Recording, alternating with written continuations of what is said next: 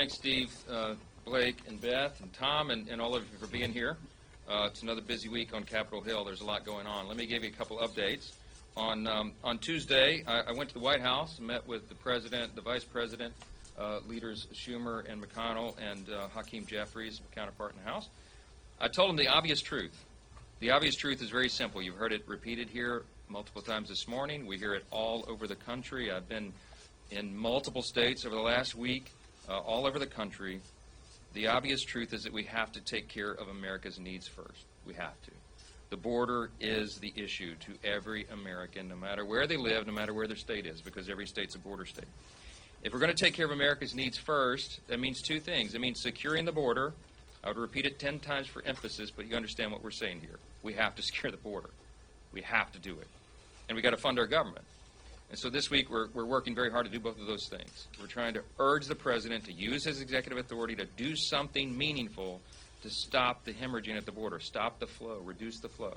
At the White House, I talked to him about this specifically. I reiterated to him the specific provisions of the federal law that give him broad authority to do that, to unwind the extraordinary, unprecedented damage that he has done with his policies. This is a catastrophe of their design.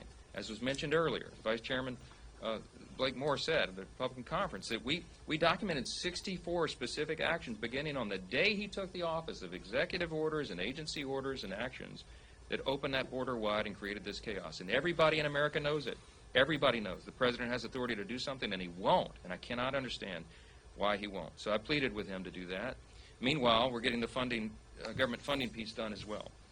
I wish we could say the same about that border security. The President's going to the border. You've heard this is only his second visit in 3 years. With everything going on, as bad as it is, as the statistics are as horrible, catastrophic as they are, the effects in every community, he's only seen fit to go twice.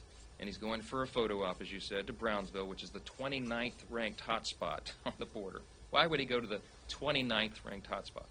Because he doesn't really want to see the reality. We tried to explain it to him. The National Border Patrol Council themselves called President Biden's visit, quote, too little, too late. I think that's an understatement.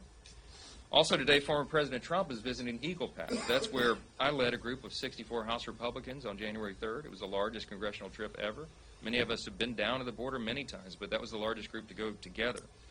And the side-by-side image of these two presidents could not be a greater contrast.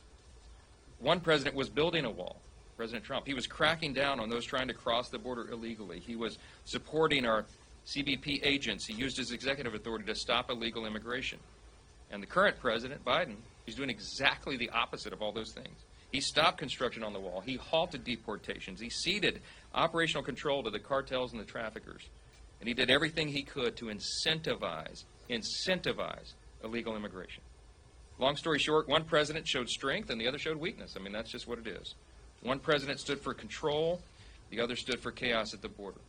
So House Republicans, meanwhile, are continuing to fight for strength and control. We want to keep criminals out and our families safe, and that's what the American people want. They demand that. They deserve it from the Congress. That's why we're pushing for enforcement of the laws. Last week, Laken Riley, of course, we all know, the UGA nursing student, tragically killed by an illegal immigrant from Venezuela, came across that border, released to New York under asylum laws. He committed multiple crimes. He wasn't deported, and he went on to take Laken's life brutally. That story is being repeated across the country, communities all across the country, and it sadly, tragically, unnecessarily will continue, we fear. Multiple other vulnerable Americans have been victimized just in the last week by illegal immigrants, many of them minors. And don't forget, every week, 22 kids per week die from drug overdoses. The overwhelming majority of those are from fentanyl poisoning. Fentanyl, as we all know, we repeat here almost weekly, is the leading cause of death for Americans age 18 to 49. Some say those are just anecdotes. I say it's the result, the completely foreseeable result, of Biden's open borders and catch and release policy. It has to end. As I told President Biden during our meeting on Tuesday, he needs to take executive action right now. He needed to take it yesterday and the day before. He needs to secure that border and protect our communities because lives are being lost and we cannot wait.